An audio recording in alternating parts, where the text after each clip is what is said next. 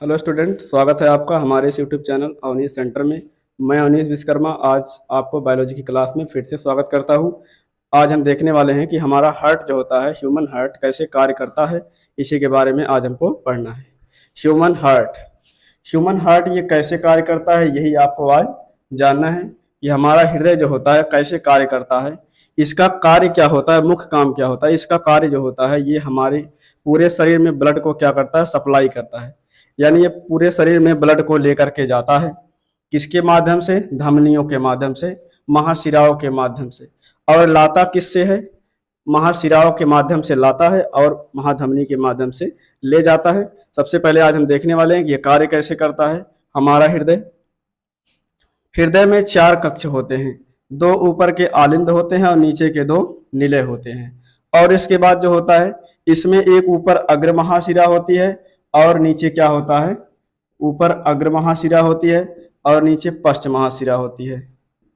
अग्र महाशिरा जो होती है, सबसे पहले पूरे शरीर से ऊपरी भाग के ब्लड को हमारे दाहिने आलिंद में लाती है, दाहिने आलिंद में। और नीचे के भाग के जितने भी ब्लड होते हैं, पूरा रक्त को कौन लाता है? पश्च महाशिरा। यानी नीचे से ब्लड को पश्च महाशिरा लाता है, आगे से ब्लड को अग्र महाशिरा लाता है। ला करके कहाँ पर गिराता है? ये ले जाता है किसमें? दाहिने आलिंद में।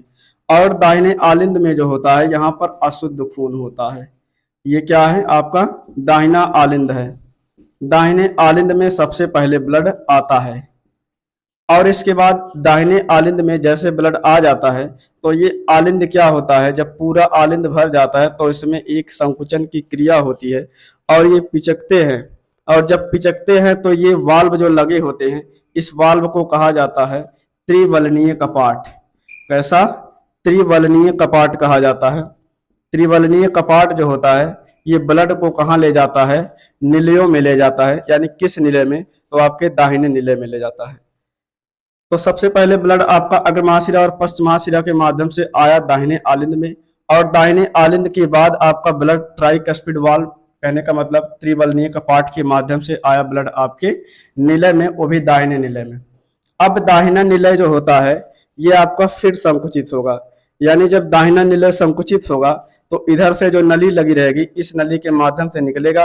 अब यहाँ पे क्वेश्चन पूछा जाता है कि हृदय में धड़कन जो होती है कैसे बनती है, तो ये भी जान लीजिए कि कैसे बनती है।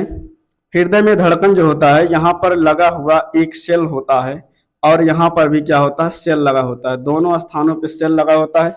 ये दोनों सेल क्या करते हैं? करंट जनरेट करते हैं, यानी यहाँ पे करंट उत्पन्न करते हैं। तो इस सेल का क्या नाम है? साइनोएट्रियम नोड। क्या लगे होते हैं? साइनोएट्रियम नोड। साइनोएट्रियम नोड जो होते हैं, ये हमारे हृदय में धड़कन बनाने का कार्य करते हैं। और जब धड़कन बनाते हैं तो वहां पे क्या होता है? लब ढब की आवाज निकलती है।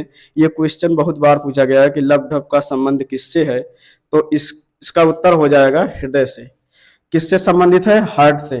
तो साइनोएट्रियम नोड क्या करता है? आपके निलयों में धड़कन बनाता है, यानी ये निलय को क्या करता है? संकुचित करता है। तो ये निलय जो होते हैं, ये ऊपर की तरफ ब्लड को ले जाते हैं और ऊपर की तरफ ब्लड को ले जाते हैं। यहाँ से जिस नली से लेकर के जाएंगे, उस नली को बोला जाएगा पल्मोनरी, आप लोगों का आर्टरी। यहाँ पे बोला जाएगा पल्मोनरी आर्टरी या फिर फुफ्फुस धमनी कहेंगे। इसको क्या कहेंगे? फुफ्फुस धमनी कहेंगे। जिस नली के माध्यम से ये आपका जो दाहिना निलय होगा लेकर के जाएगा, उसको बोला जाएगा पल्मोनरी आर्टरी या फिर फुफ्फुस धमनी। और ये धमनी जो होती है, फुफ्फुस धमनी, ब्लड को कहाँ लेकर के जाती है? तो ये फेफड़े में लेकर के जाती है। कहाँ लेके जाती है? फेफड़े में। फेफड़े में क्या करने के लिए जाती है? वहां से ब्लड लाने के लिए, यानी ब्लड जो होता है शुद्ध होने के लिए जाता है, लाने के लिए नहीं, ब्लड को शुद्ध करने के लिए जाता है फेफड़े में। और यहाँ पे कहाँ जाएगा? फेफड़े में ही जाएगा। और इसके बाद जब फेफड़ा जो होगा, यहाँ पे फेफड़ा जो होगा, जब इसमें ऑक्सीजन मिल जाएगा तो ऑक्सीजन मिलने के बाद जो होता है पुनः वापस आता है, और जिस नली से वापस आता है तो उसको कहते हैं फुफ्फुस शिरा। उसको क्या बोलते हैं? फुफ्फुस शिरा बोलते हैं। अब यहां तक समझ लेते हैं। सबसे पहले अग्र महाशिरा पश्च महाशिरा से ब्लड आया आपके दाहिने आलिंद में। दाहिना आलिंद संकुचित हुआ, नीचे आया आपका त्रिवलनीय कपाट के माध्यम से ब्लड आपका दाहिने नीले में, दाहिना नीले संकुचित हुआ तो आया आपका फुफ्फुस धमनी में, फुफ्फुस धमनी से गया फेफड़े में, फेफड़े में क्या मिला, यहाँ पे ऑक्सीजन मिल गया। और जैसे ऑक्सीजन मिला तो ये ब्लड कैसा हो गया, लाल हो गया। पहले कैसा था, नीले कलर का था, ये ब्लू था, लेकिन जैसे ये इसमें ऑक्सीजन की मात्रा आ गई तो ये कैसा हो गया, रेड हो गया। अब ये रेड हो गया तो इसके बाद फेफड़े से जब पुनः वापस आया तो उसको हम क्या बोले, फुफ्फुस शिरा बोले, यानी फुफ्फुस शिरा के माध्यम से पुनः वापस आएगा। अब इसके बाद जिस भाग में वापस आएगा उसको हम क्या बोलेंगे, यहाँ पे बायां आलिंद, क्या बोलेंगे, बायां आलिंद। एक बार आपका ब्लड हृदय में आया, फिर फेफड़े में चला गया, फेफड़े में जाने के बाद फिर जब हृदय में आया तो इसको क्या बोला गया, दोहरा परिसंचरण तंत्र। यानी आपके ब्लड का जो परिसंचरण हुआ, जो परिवहन हुआ, आपके हार्ट में 2 बार हुआ।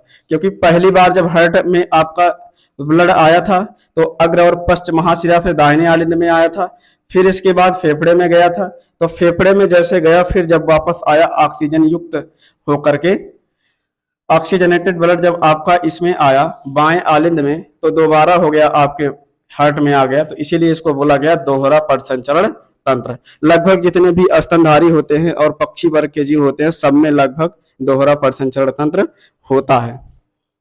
और इसमें जो होता है, अब इसके बाद जब आपके बाएं आलिंद में ब्लड भर जाएगा तो ये आपका आलिंद फिर संकुचित होगा, तो यहाँ पे द्विबलनीय कपाट लगा होगा, द्विबलनीय कपाट।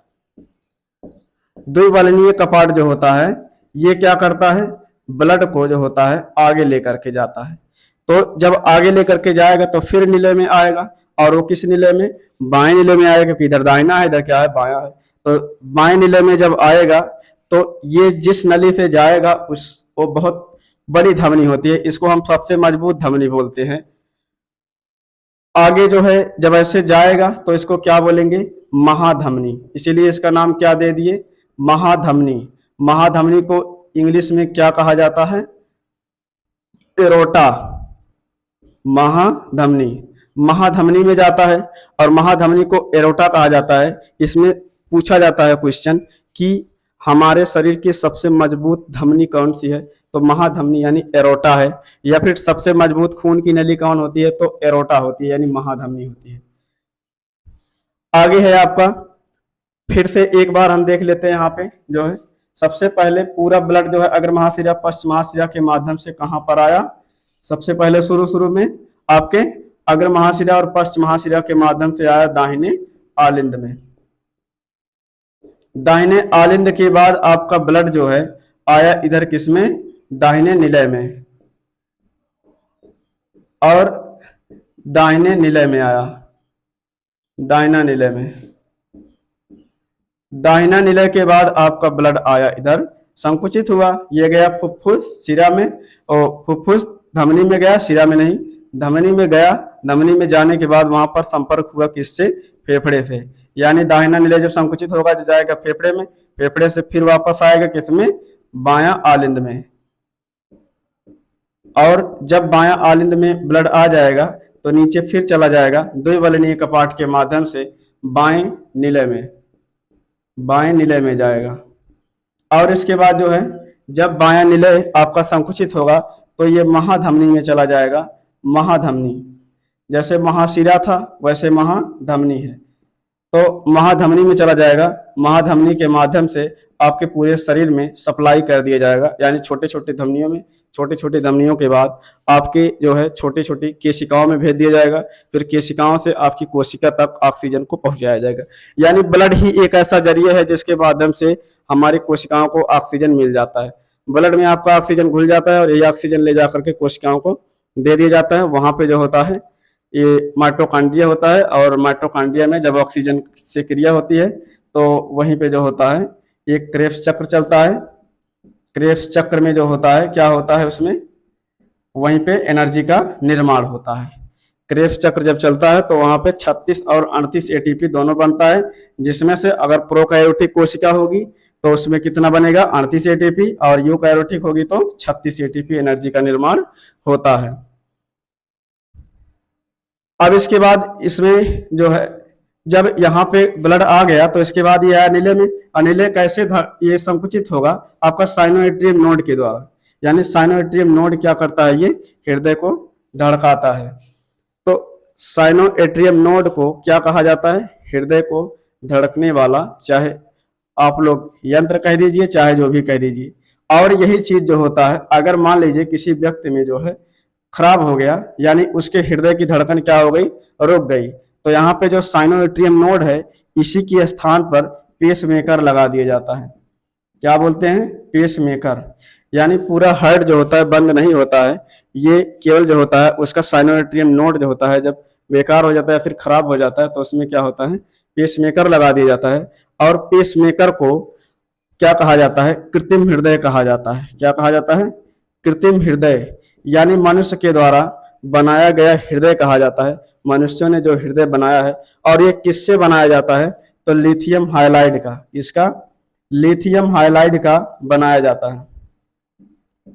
लिथियम हाइलाइड का एक सेल होता है, जिसको जो है मिला करके, यही जो है मतलब लिथियम हाइलाइड से ही क्या बनाया जाता है? पेसमेकर। और पेसमेकर को हम कृत्रिम हृदय कहते हैं, यानी आर्टिफिशियल हार्ट कहते हैं। तो यहाँ पर एग्जाम में क्वेश्चन बन सकता है कि पेसमेकर का संबंध किससे है, तो आप लोग को आंसर बताना है कि हार्ट से। इस बार एग्जाम में पूछा गया था। और इसके बाद जो है एक बार हम पूरा फिर से देख लेते हैं पूरा। सबसे पहले आपका हार्ट में जो हृदय आया, आपके अग्र महाशिरा और पश्च महाशिरा से आया किसमें? दाहिने आलिंद में। दाहिने आलिंद से फिर नीले में आया, नीले संकुचित हुआ, ये गया फेफड़े में। फेफड़े से फिर वापस आया फुफ्फुस शिरा के माध्यम से किसमें? बाएं आलिंद में। बाएं आलिंद से बाएं नीले में।